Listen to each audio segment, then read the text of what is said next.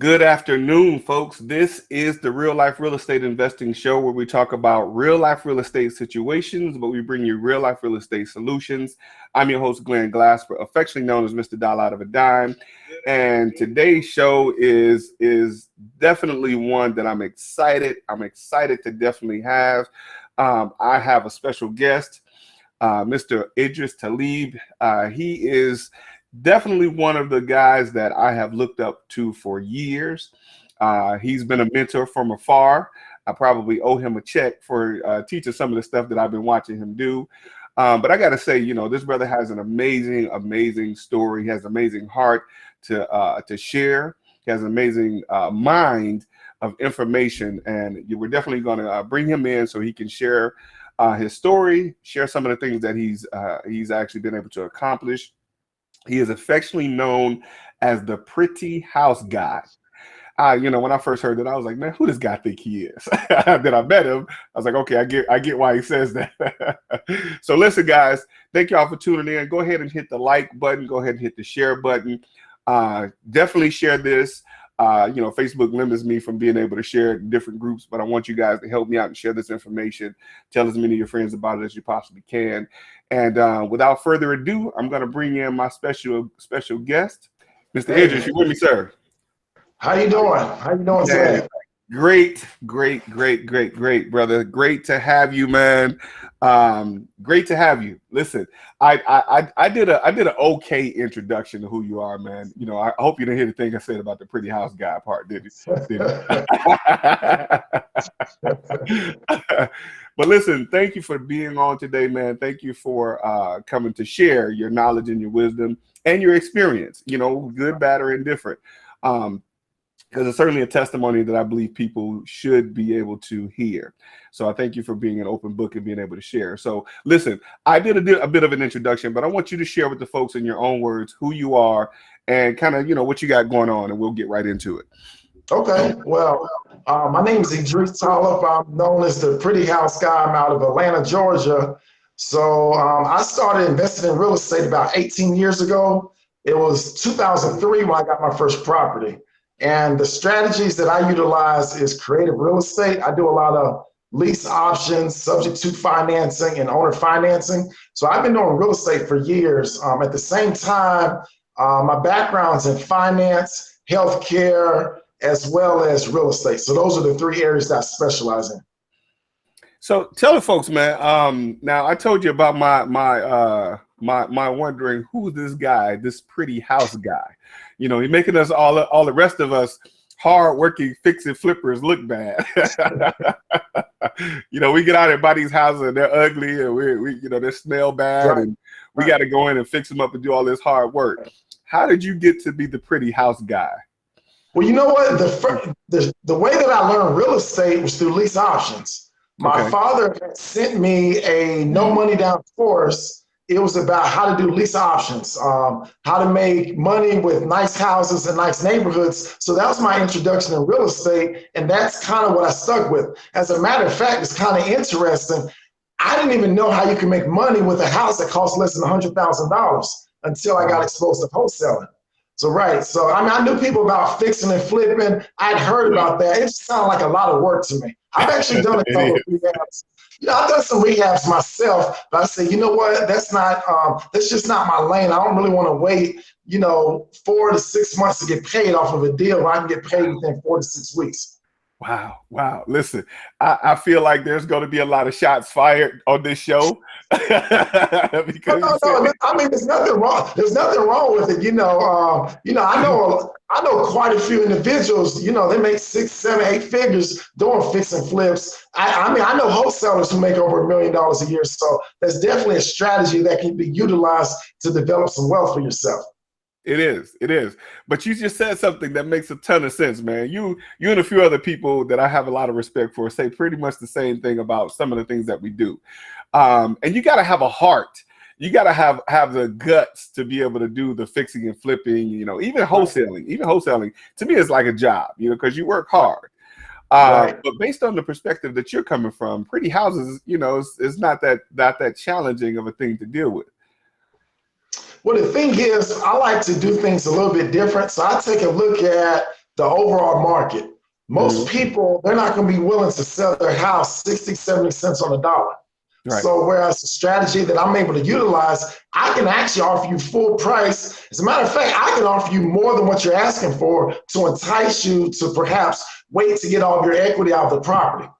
If Wow. that's something that you're looking at doing, because the first question I always ask people, what is your number one objective? Is it for you to make as much money as humanly possible off this house, or are you looking to sell this house as fast as possible? And that'll kind of dictate what path that I'm gonna go on with them.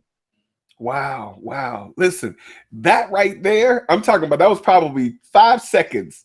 That right there is a jewel in and of itself, because coming from a lot of different people's perspective of getting involved in wholesaling and doing real estate, most of what we understand is we should be buying below market value. We should be Right. buying, we should get that, like you said, 60 to 70% on a dollar type of deal, more closer to Right. 50 cents on the dollar. Right. And that's the mindset that a lot of us lead with. Now, of Right. course, me knowing some creative strategies, if it doesn't work that way, I can go the other way. But most Correct. people don't lead with that.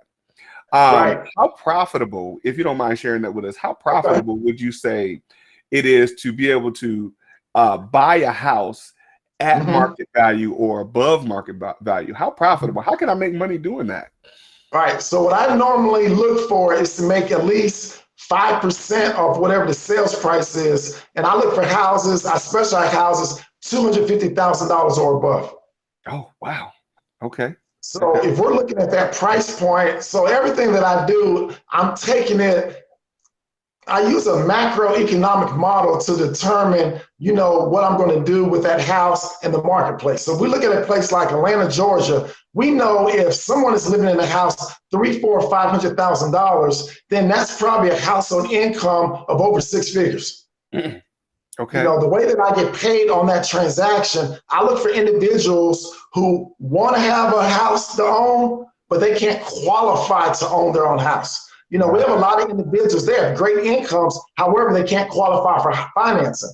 I mean, just imagine paying $3,000, $4,000 a month in rent. You have absolutely nothing to show for it whatsoever.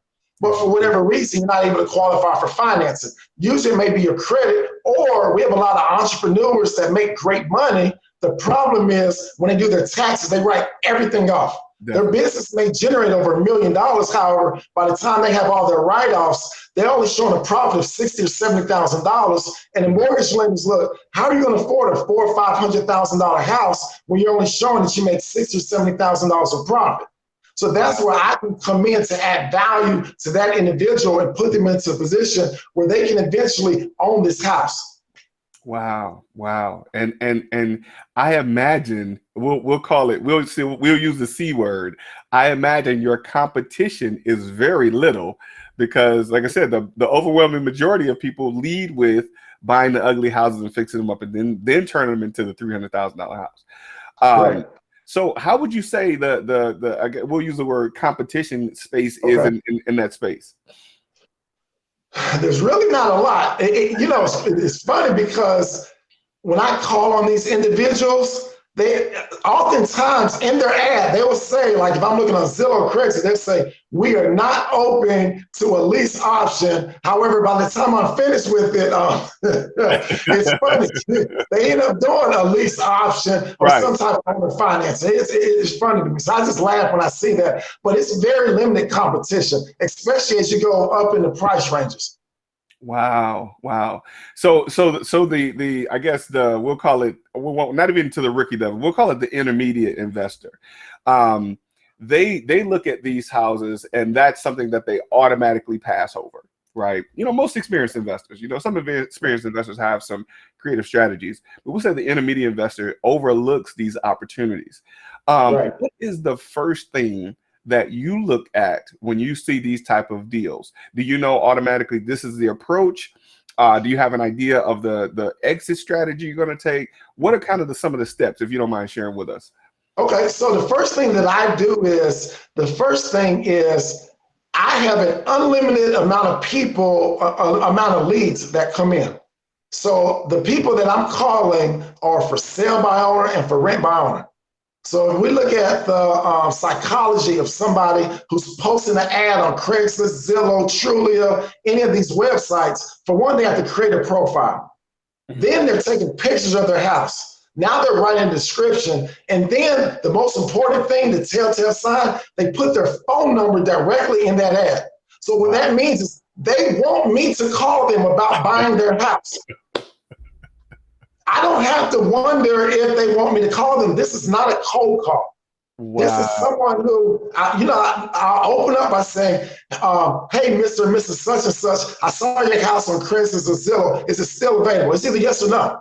Right. And they say, yes, it's still available. Can you tell me a little bit about the house? So I'm building a little bit of rapport with them. In terms of answering your question, do I know exactly what I'm going to do with that house? Not necessarily until I figure out the answer to one question. People sell for only two reasons, either need or greed. And when I say greed, it's basically they bought the house at a lower price. The house has gone up in value. It's time to cash out. That's what I mean by greed. They're going to have a profitable transaction. Or it may be need. I need to sell this house because this payment on this house is something that I cannot afford to do or I have no desire to do. So I try to see what category are they in. And then a lot of that is kind of going to determine my strategy. Because one of the things, and I'm sure you're seeing this in the marketplace right now with wholesaling, you may not be able to get those 30% margins. So the money has been made on the spread right now. It's all about the spread. So I would utilize the same thing because sometimes I may bring in a retail buyer and I'm still able to make a $25,000 spread real fast. Wow. And listen, you just knocked a whole lot of us out of the box with that, man. I got to say, you definitely knocked us out of the box. But I want to get to this because you're dealing with this thing like what a lot of people miss. You dealing with this thing with a specific psychological advantage, a specific psychological idea of how a lot of this works, right? You use the word that many people might have just missed or glazed over altogether. Use the word a macroeconomic approach, right? And then you said it's not a cold call because they put their number out there for you to call them. A lot of what people do in wholesaling, and I do it myself, I have people that do cold calling. A lot of people, they go and search the person's number, right? They get the address, they got to go through and skip trace and find all these people, and then they're calling them up, annoying them about a house that they either forgot they had or don't want anymore. They go through that whole process. But you cut out all of that work, right? We'll call it that. It's work. You cut out of all of that work and that whole process, and you go direct to the person who wants you to call them. Correct. And I imagine it's an easier conversation than the ones that a lot of us are having because they put their number out. So what are some of now you gave us a little bit of idea, but can you give us maybe 3 exit strategies that you would go and use for a property that you now have control over? Because I imagine that's the goal, is to get control of it. What are maybe 3 of the exit strategies that you would use to be able to sell that now pretty house? Okay, so the first one would be I would sell it actually on a rent-to-own basis. So that's just a lease with an option to buy. And there's 2 ways that I may do that. I may stay in the transaction, in which that's called a sandwich lease option. Or what I may do is I just may assign my position to that tenant buyer. It just depends on if there's any cash flow. If there's no cash flow, I don't have any economic incentive to stay in the middle of that deal.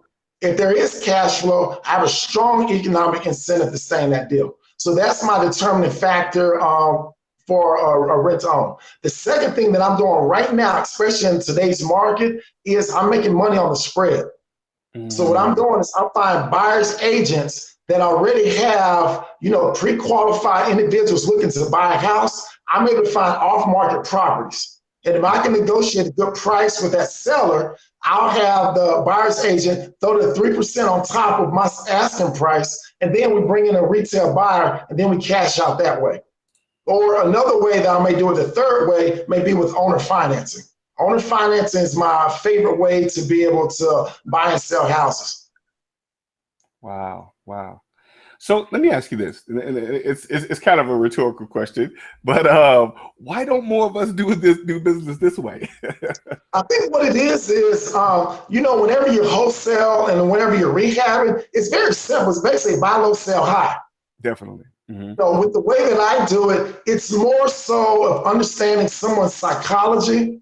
Mm-hmm. So it's not as simple as just looking at the numbers. To me, the numbers are very important. However, it's secondary to the motivation. Why are you looking to sell?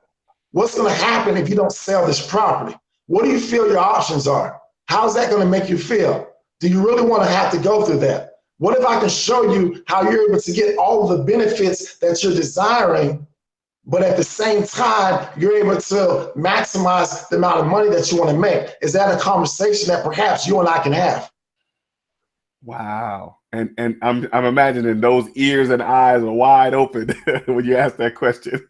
Another thing, one of their objections, oh, you're an investor. I don't want to sell it to an investor. I said, whoa, okay, Mr. and Mrs. Such and such. I'm not trying to beat you up on a price and have you just hand me your house pennies on a dollar.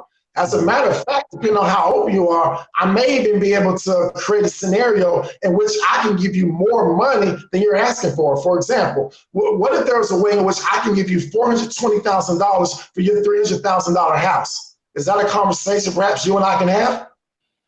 Wow. Absolutely. I'm open to that all day long. I imagine that's what they're telling you. Right. So now what I've done is I piqued their interest. Mm-hmm. And then all I have to do is explain to them financially how it can be beneficial to them, and it's going to meet their needs as well. Wow. So whenever you're doing creative real estate, that's where your creativity really comes into play. Because coming in, I may not know exactly what it is I'm going to offer. By asking enough questions or whatever, sometimes what I'm going to do is just kind of going to reveal itself. Or it may be a combination of strategies as well that I'm able to utilize.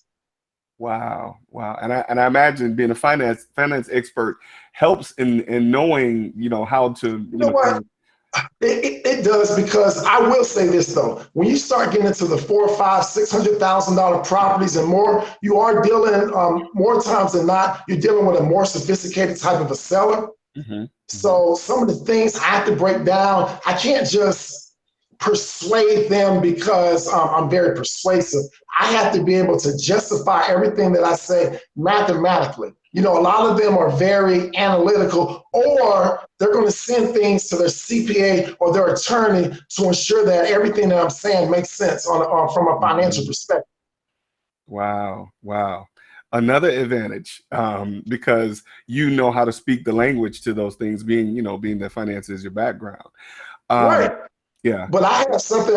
Here's a tip as well that I want to give all of the listeners as well. Because one of the number one deal killers is, oh, I want to show this to my attorney. Whenever they talk to their attorney's kind of looking down on the investor, unless you're bringing in all cash or you're trying to bring in somebody with a loan. So instead, I have an attorney who understands what I'm doing. So I tell the seller, great. Why don't you have your attorney talk to my attorney, and they can put their legal minds together and be able to structure a way in which this would be mutually beneficial. Wow. So now it's peer to peer. That attorney is not going to be looking down at the other attorney because both of them are peers. And my attorney understands what I'm doing, so my attorney can express to that other attorney how everything that I'm doing is legal and compliant. Great stuff. Great stuff. So let me ask you this. Is this something that could be done anywhere USA? Absolutely. Yes. Matter of fact, this is crazy. I have a guy, he's in Maine doing who lives in Maine? But he's in Maine doing this. Wow. Absolutely amazing, man. So now being able to do these types of deals, right? And of course, the lead source is, like you said, unlimited, because people are listing on Zillow and all these other places that they have properties available. With the market, the way it's happening now, I mean, especially here in Atlanta, where properties are selling overpriced and all these types of things, are you finding anyone else that is Well, I imagine, like I said, with the competition is limited. But do you run into a scenario? Say, have you run into a scenario where you called on the seller and they said, "Well, I'm getting a full price offer." Well, someone else has already made an offer, right? And you say to them, "I want to give you more than what that person is giving you." And here's the scenario how that works. Have you run into something like that? Oh, absolutely, absolutely. Okay. That's the first thing that they say, because one of the things that everyone knows right now is if you do list a house with a realtor and it's Mhm. priced right, it will sell. Right. Yeah, But definitely. the value proposition I'm bringing to the table is, look, do you want to list it or sell it? What if there's a way in which you do not Wow. have to lose any money by paying that commission? Wow. And Wow. that's what I'm bringing to the table is because you're talking about a $600,000 house. Six Yeah, percent of that, that's $36,000. definitely. Definitely. Yeah. So I imagine that, and again, you said something that is another purely psychological thing that people might miss. Do you want to list it or do you want to sell it? And there's a big Right, difference because in listing, it will eventually sell. right. But so when you have these situations, they have, it's so if it needs a little bit of work, Okay. do you do any repairs or anything like that? How is that? How does that part work out? So that really depends.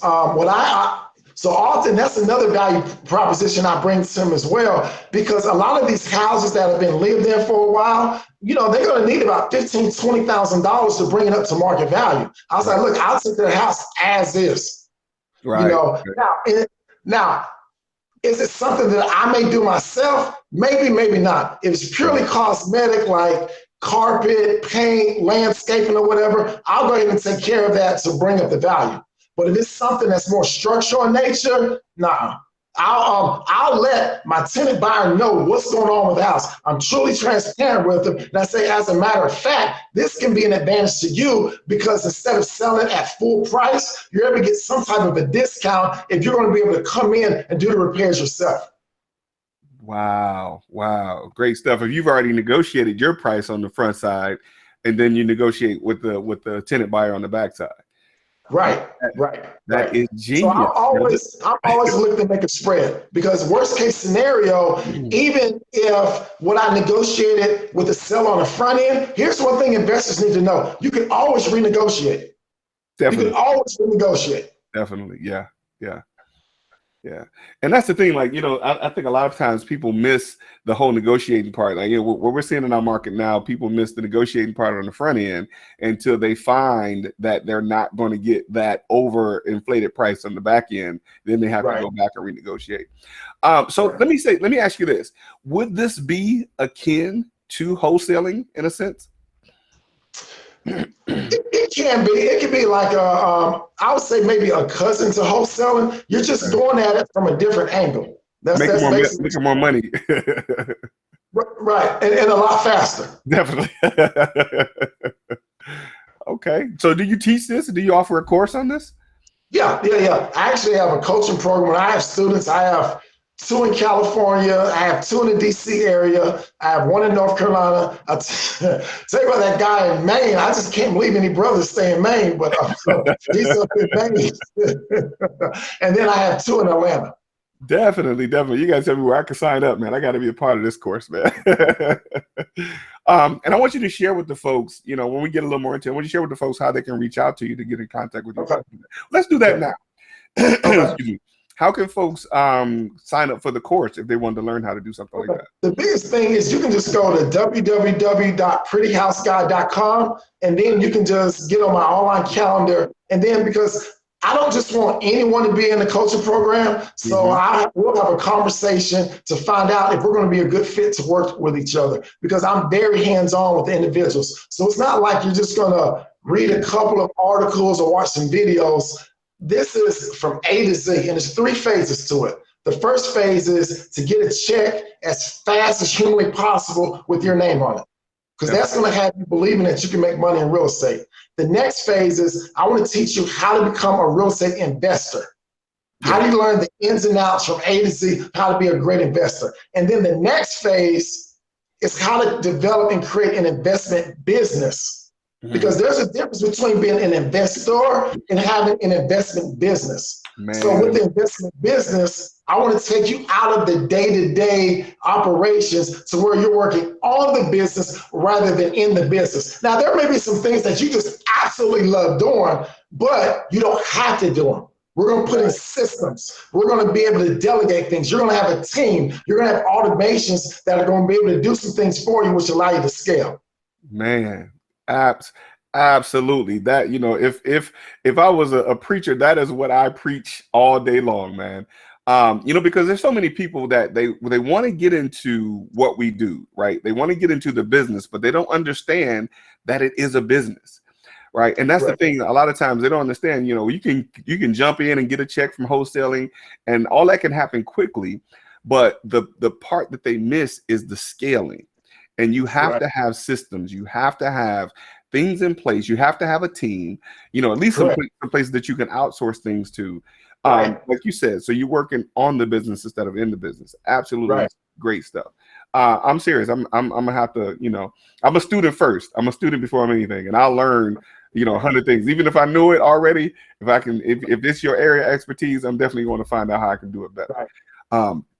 But definitely, man, we're going to definitely promote that so people can hear more about how they can become a part of that. So let's get to some of the other stuff that I know that you want to have a conversation about.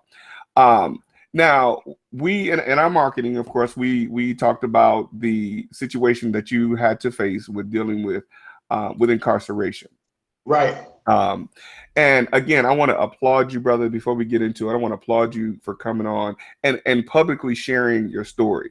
Because again, I believe it's something that people need to hear because of it being a testimony. Because even though, it was a setback, you're making a major comeback. One of the things that I said is once the mind is stretched to a certain dimension, it will never retract.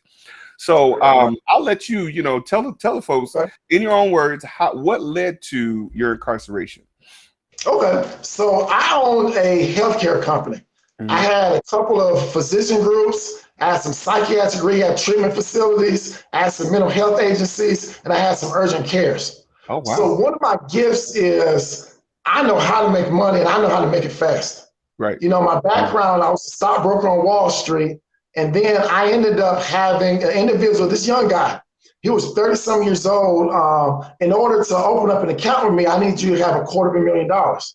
He didn't have that. He said, I'm starting this business. I'm going to do $3 million this year. And I'm like, okay, yeah. I'm not going to lie, I'm stereotyping. I'm like, okay, yeah, right. Send me your financial statements. Month 1, 3,000. Month 2, it was like 20-some thousand. Month 3, it was like 40. I said, man, he's making money fast. He ended up doing 2.8 million at first, not quite 3, but I don't care. That was close enough for me. Right, right. He said, what would it take for you to leave Morgan Stanley and come work with me? I said, well, make me an offer. And then he said, okay, I'll give you, it's like 100-some thousand. I said, well, I make more than that now. I'll tell you what, pay me $50,000 a year, but I want 5% off every single office that you have as profit sharing. Okay. That's how we made a substantial amount of money, and I really learned. The business. I used to own a restaurant, which was a Quiznos, so it was a franchise. And what I did was I decided to venture off and start my own business. And what I did was I used franchise concepts in healthcare because the margins are so large. Wow. So fast forward to everything to I had an office in Raleigh, Charlotte, Greenville, Columbia, Williamston, and in Atlanta. It was a huge operation. Okay. Wow. And I'll never forget it. I was in Atlanta. We got audited because we were billing different type of insurance companies. We had an audit at my Columbia office. So my office manager called me and he said, some people from Medicaid want to talk to you. I said, okay, cool. So he said, well, Mr. Talib, we're looking for such and such files. I said, okay, tell Dwayne to get you the files. He got back on the phone. He said, we don't have those files. I said, what do you mean we don't have those files? So nonetheless, since we didn't have certain files, that's when they opened up this huge investigation.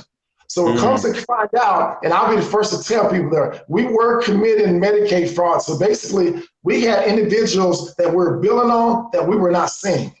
And keep in mind, I had over 300 people working for me at this time. And what happens was some of them kind of got slick. They're like, look, we can put these notes into the electronic health records, and then we're going to get paid because I used to bill from the note. And I would say one of the mistakes that I made was I didn't hire somebody who was over compliance for me.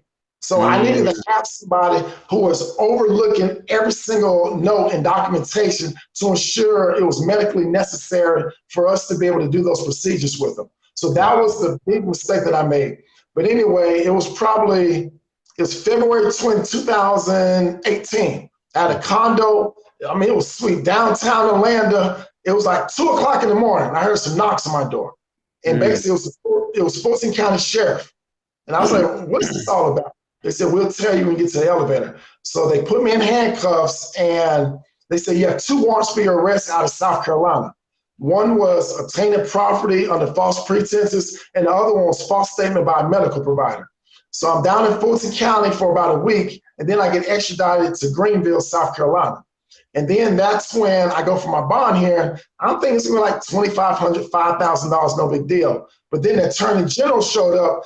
He said, I wanted to be $250,000 cash. And I was like, wow. He said, this guy's a threat to society. I'm like, but nonetheless, so after that hearing, I had trouble posting bond because I've never lived in South Carolina a day in my life, and they thought I was a flight risk. And I just told them, I said, look, I have a clean criminal record. I have no reason to run from this. So I ended up bonding out. So I was there for probably about a week or so. I ended up bonding out. And then my attorney, while I was out on bond, I had to stay in South Carolina for 2 months. I was living in hotels. I don't know why I didn't end up getting an Airbnb, but that's another story. But nonetheless, I ended up staying in hotels. So if you think about it, we negotiated a plea bargain with the state. They're like, look, they're going to give me 6 months to pay back $400,000 and I'll do no jail time. So throughout that time, I mean, I just went broke. Everything that could happen, happened. I had that $250,000 bill. I was going through a divorce. I had my criminal defense attorney, my divorce attorney, my ex-wife divorce attorney, the bills at the house, a condo in Atlanta, and staying in hotels. I just went broke. So fast forward, over those 6 months, I wasn't able to come up with that $400,000. So I go to my sentencing hearing. I didn't have any idea what I was going to be sentenced to. So I go there, and then the judge gave me 5 years, on which I did 2 years. So I was in prison for 2 years out of those 5 years. So I'm finishing up my sentence. I got out 6 months early. As a matter of fact, 60 days from today, I'll be able to go back to Atlanta or anywhere in the world. I'll be off everything. My whole sentence will be finished in 60 days. Wow. Brother, listen, let me first be the first. Well, I'm probably not the first, but let me give it up to you, man, for that testimony, brother. Because it's things like that people don't have the whole story. So I'm glad you're here to share your story. Because I'll be honest, how I found out a couple years ago. I was calling you to invite you to the show. We did a show before, and I was reaching out to you, and I was like, hey, I want you to come back on the show again. And then when I wasn't able to reach you, I said, you know what? I got a recording. I'm going to play the recording of the show. And as the show was playing, and it was playing live, so people, were thinking that we were on the show together. So somebody inboxed me, and they said, Idris can't be on your show right now because he's incarcerated. I said, no, not Idris, and then they sent me the news article and all that, So, but to now understand, these things happen, when you're responsible for, several businesses and you're responsible for several people, it only takes one time for someone in your business to make a mistake for you then to have to take the fall for it or take the responsibility for it. So that's the thing that a lot of people need to understand, because, the story was, oh, Idris did this and this, that, and the other, but people don't know the whole story. So I'm glad you're here to be able to share your story, man. But listen, that was a setback, and again, even though you had to sit down for a little while, as my folks would call it, it didn't take away from who you are, what you had accomplished, the knowledge and information that you had. None of that can be erased from what you already have going on. So, and I know we talked a little bit before, there was some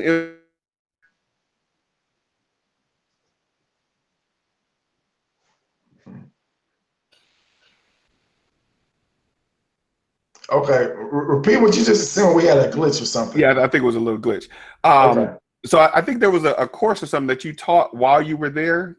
Right. Yeah. Okay. So when I was there, actually, so my whole mentality when I went into prison, I was like, you know what? I'm going to utilize this to actually help myself develop a skill set that I can utilize once I leave. So to me, it was my mentality was this is just like going. I'm at an all male college. That's really Right. what it is. Whatever. Okay. Fortunately for me, I was at a program yard, so we did a lot of programs. I was Mhm. the only incarcerated inmate who they allowed to teach classes. So at first they Wow. had me on work release out on the street working and stuff, but I told them I don't really want to do this. I said, I'll be a much better benefit teaching the guys to help them get their GED because my background was engineering. That's why I studied in college.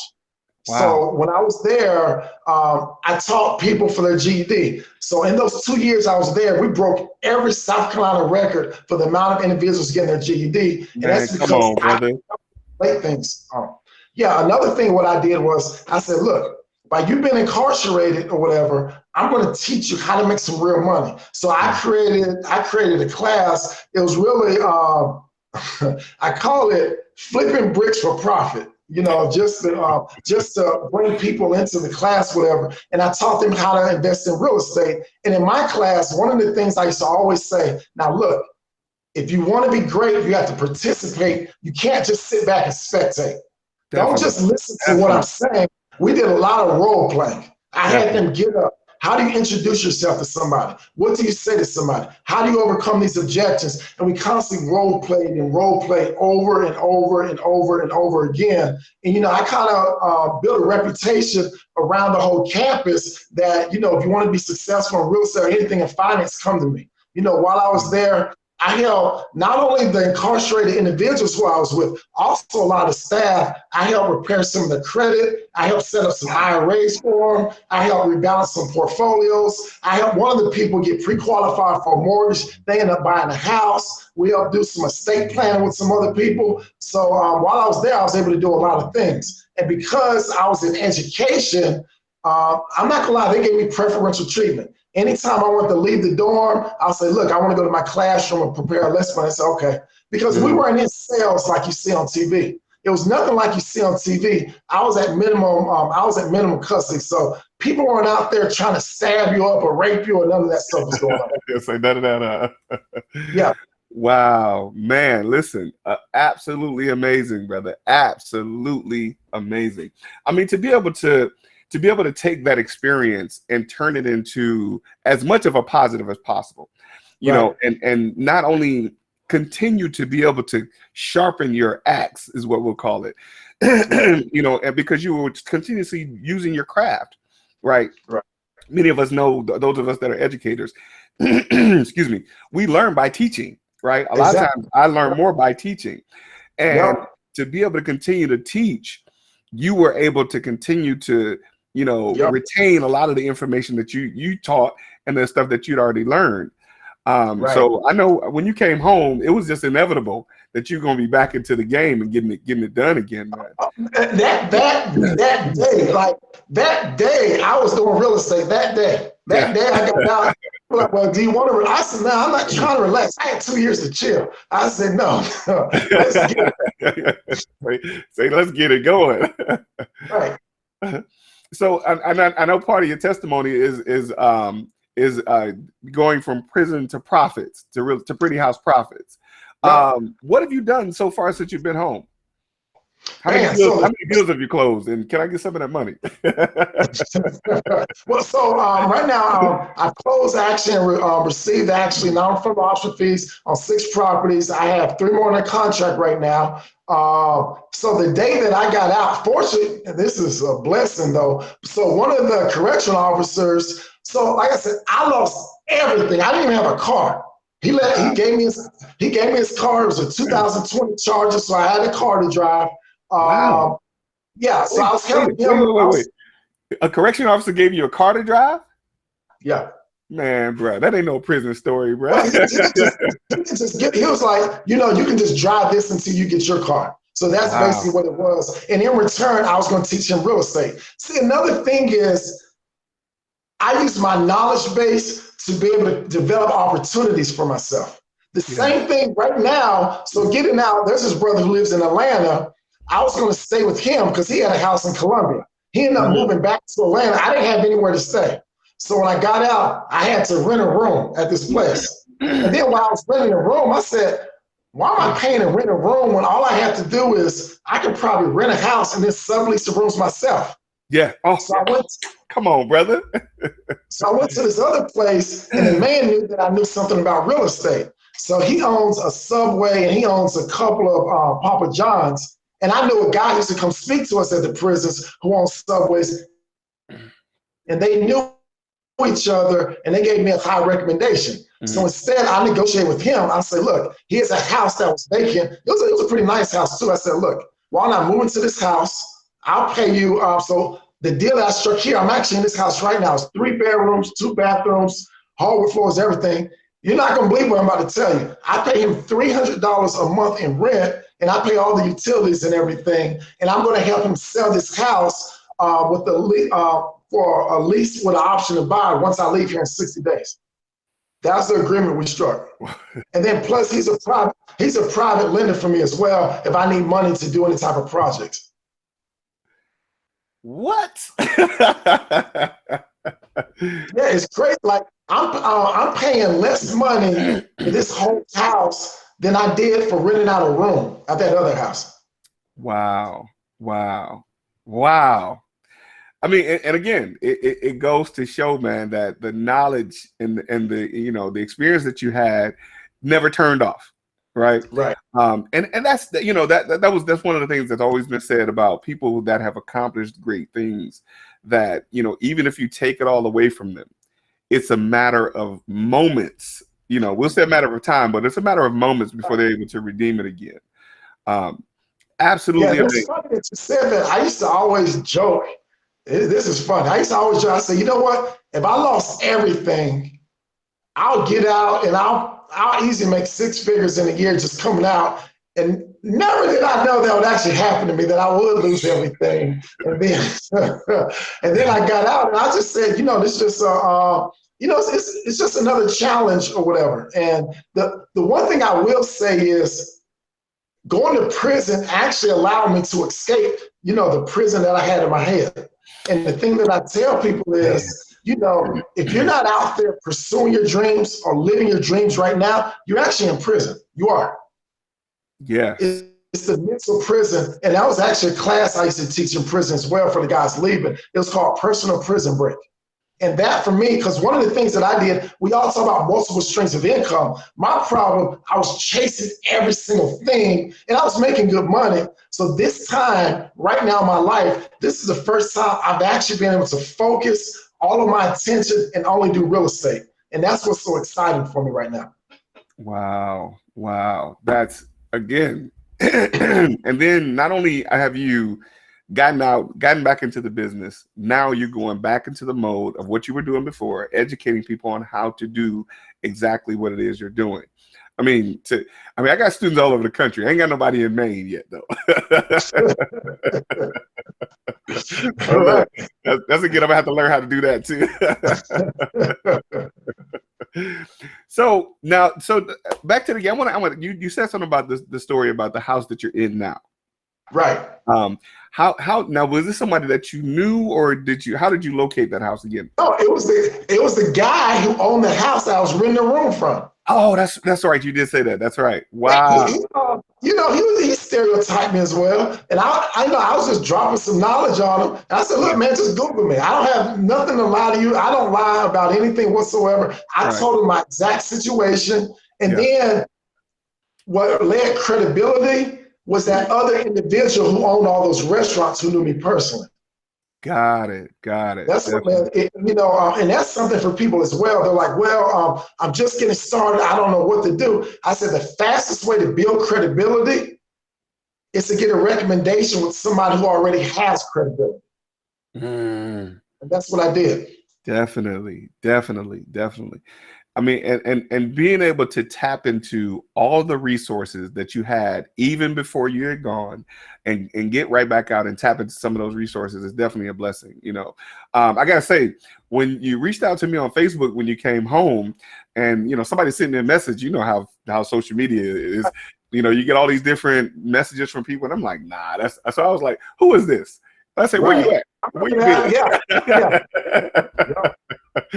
And you were full, gave a full disclosure. I'm like, oh, okay, this is my man right here. Then, but listen, man, it's again amazing to be able to have this conversation with you, man. I'm glad that you are back to doing what you love again. And because I know a lot of times when people experience something like that, that would completely not just wipe them out financially. A lot of times that will wipe them out mentally. Right? Because not many people are able to come back from something like that. Having to experience, you said you went through a divorce, losing your money and losing your home and losing your cars and all that. What would you tell someone, from a redemption standpoint? What would you tell someone that has gone through something like that and is either wanting to get back or get back into it? Like, what would your words of encouragement be to someone that's going through something like that? I'm gonna tell them exactly what I did. What I did was basically, this is the best book I've probably ever read. It's called Psycho-Cybernetics. And basically, create a mental image of who you want to be. If you're living your perfect dream life, who are you? How do you walk? How do you talk? What kind of clothes do you have on? And act as if you're that person right now. Because we all know that before you can have $1 million in your bank account, you have to be $1 million up here. Definitely. And you can act as if right now, what would a millionaire be doing right now? How do they walk? How do they talk? And I program, that's why I did even when I was in prison, I had people come up to me and say, what are you in here for? You're different than everyone else, just with my approach. I tell everybody, in one of my classes, I used to ask people, I'll say, I want you to introduce yourself. Tell me your name and who you are. They'll say my name and I'm Wayne Johnson. I'm from Greenville and I got 3 kids. Okay. And they'll just go all around and whatever. They'll say, who are you? And I'll introduce myself. My name is Idris Talib and I'm a winner. Everything I do is about winning. I walk like a winner. I talk like a winner. I read like a winner. I even eat like a winner. Everything I do is about winning. And that's for anyone going through something like that, just see yourself as that person and just act as if right now, even if you don't have the clothes, it's all about creating that mental image of yourself and then walking through it, being that person day by day by day, and then it's going to manifest itself. I guarantee it. Man, brother. Listen, I gotta say, I think I did a post today that said the Bible scripture is death and life are in the power of the tongue. And I said, choose to speak life. And as you mentioned, as you just said, like the things that we choose to speak into the atmosphere, we always have to be careful of it. You said, talk like a winner, speak, and all of that. I have affirmations on my wall. I say every day. I teach my son. My son knows affirmations, and these are the things, like you said, to act as if. Absolutely. I don't have that book, but I'm actually right now about to order it. I'm gonna have to send a message to my assistant to order that book because I gotta have it. But that's those are the things that I think a lot of times people hear us say, affirm, say your affirmations and things like that. Many times people get caught up in affirming the negative. Oh, I can't do this, or this is hard, or that's only for those people, and those type of things. And what they don't realize is that they speak those things into the atmosphere. That's the type of result that they're gonna get for themselves. That's right. Yep. And that's what it's all about. And I think the key thing is what I tell people is when you do your affirmations, you have to create a mental image though, because we think in pictures. I used to tell people, I said, for example, my car, I used to have a red Lexus. When I say red Lexus, you're not thinking in your mind REDLEXUS. You're picturing a red car on wheels. And so when you say I am successful, how do you look? How do you talk? You have to really see yourself. When I was in prison, I love custom-made suits. I saw myself with a custom-made suit on. Wow. I said, they done South Carolina mess around and incarcerated me so I could be great. And my mentality was, y'all work for me at this prison. Y'all cook for me. Y'all do my laundry. Matter of fact, the corrects officers are here to provide me protection because I'm on my way to greatness. And Wow. that was truly my mentality. Wow. Wow. It's one of those things that I absolutely say, man, you have to have a mindset makeover. Right. Brother, listen, I'm in awe, man. Look, where I meet you at to get an autograph, bro. Hey, I'm telling y'all, look, I'm telling you, This book is gonna be 68 amazing. today. No, I'm back in Atlanta at 12 o'clock in the morning. As soon as it hits the strike, I'm crossing that line. I'll be right back. I'm going right back to Georgia. Come on, man. Come on, brother. Listen. We'll take you. We'll take you, man. Because it's the mindset that you have. And I know it's something that you already had. We have several conversations before. I know it's something that you already had. But even going through that experience and being able to take what you already had and elevate it to another level, like you've 10x'd it. From conversations we've had before, you've 10x'd the Right. mindset of being a winner, man. And that's definitely, I know, what's got you through that and what's going to continue to elevate you to the next level, man. So I'm a fan of your accomplishments. And again, like I mentioned before, man, on personally and publicly, I'm here to serve whatever I can do to help you, man, in any way. I'm definitely here for you. Because I know, man, and many people say that, I'm not just saying this to get no accolades, but I'm saying that because I know your heart. I know the things that you want to be able to share with people. And for someone like you, it's easy to serve. You know what I mean? I was talking to Joe Castaneda. I think he was on the show a couple weeks ago. It's easy to serve people who have a heart for people. Right. So whatever I can do, man, to help you get the message out about your course or whatever you're going to be speaking, anything like that, definitely let me know how I can help to do that. I appreciate it. Absolutely. Because like I said, man, this testimony of yours, man, is like I said, I can't wait till this book comes out, because I know the book that you go write about this, bro. Right. Look, I'm speaking like to it. It's going to be a New York Times bestseller. Definitely. Let me get my little old book out first, and then you put yours out. Definitely. Hey, let's do it. Hey, I'll tell people I'm open to joint venture with anyone. Like any wholesalers, if you have deals in which they're asking for too much money and you don't think you can make a profit, hey, let's get together. Let's make some money together. I'm here. For me, this is the year of collaborations. I want to create strategic alliances with individuals who are serious about becoming successful.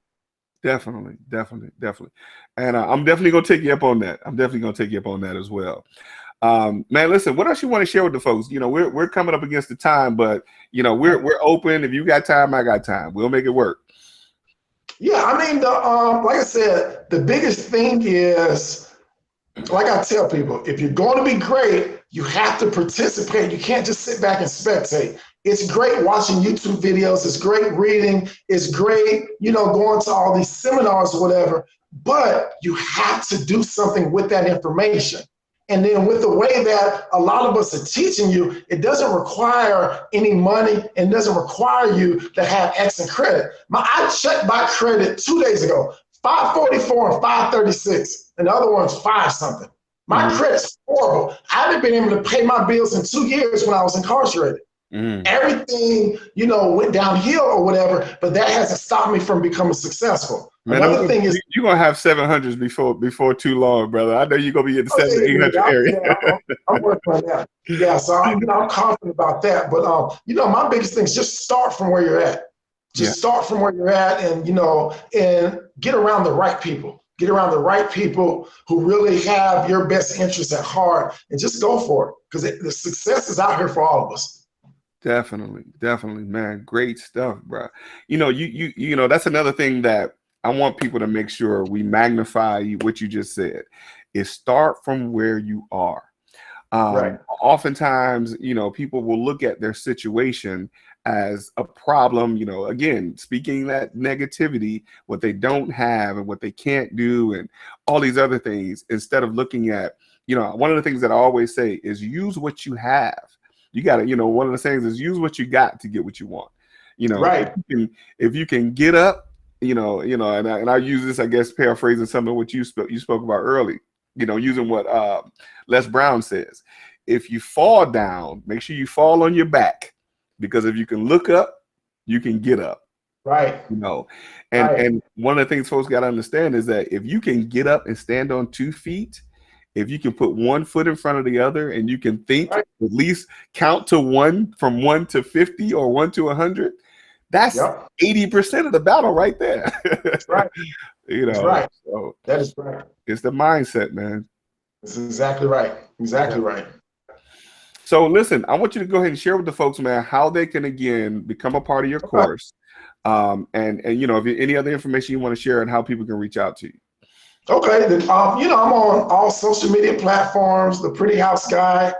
In terms of, if you want to set up a one-on-one call with me, just go to www.prettyhouseguy.com, and then just schedule something on my online calendar, and then we'll have a conversation. And then from that, there'll be some value given. You can ask me any type of questions, and then if it makes sense, I can enroll you in our coaching program. And then from there, you can really learn the nuts and bolts of how to become successful, making pretty profits pretty fast with pretty houses. I love it. I love it. Pretty profits pretty fast with pretty houses. Man, so listen, we're definitely going to be, this is going to be in syndication. We're going to play this over and over again.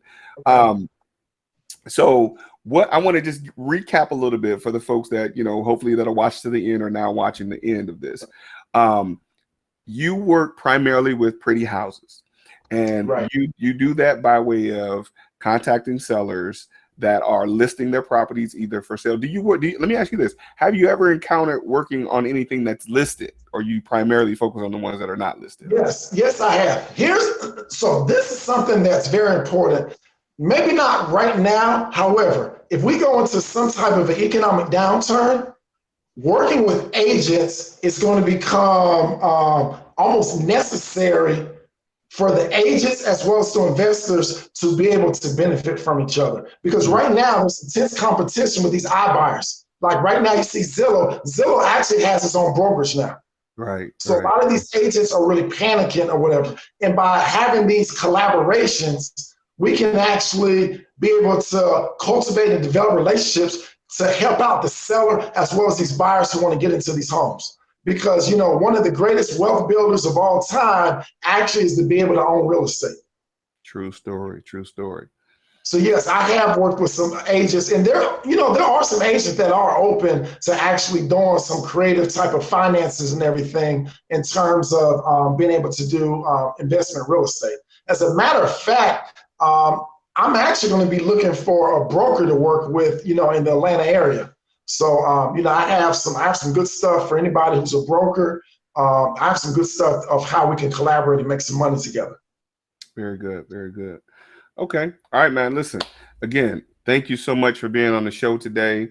And I know this will not be the last time that we do this. We're definitely going to do this again. Because, like I said, your story is an amazing story, man. And I believe that the people that will hear it will definitely glean some wisdom and some knowledge from it. And it's an amazing testimony, man, to be able to go from being on top and then, losing it all and then coming back again and making it happen all over again. So, brother, I salute you. Again, I'm here to serve in any way that I can. And, again, if we got to do this to promote whatever else you got going on, let's do that. We'll make it happen. I appreciate it. Absolutely. So listen, folks, thank y'all for tuning in. Thank y'all for watching. This has been the Real Life Real Estate Investing Show. Again, we talk about real life real estate situations, but we bring you real life real estate solutions. Again, thanks again to my guest, Mr. Idris Talib. I got to make sure I say that right, for being on the show today. And thank y'all for watching, and we look forward to seeing y'all again.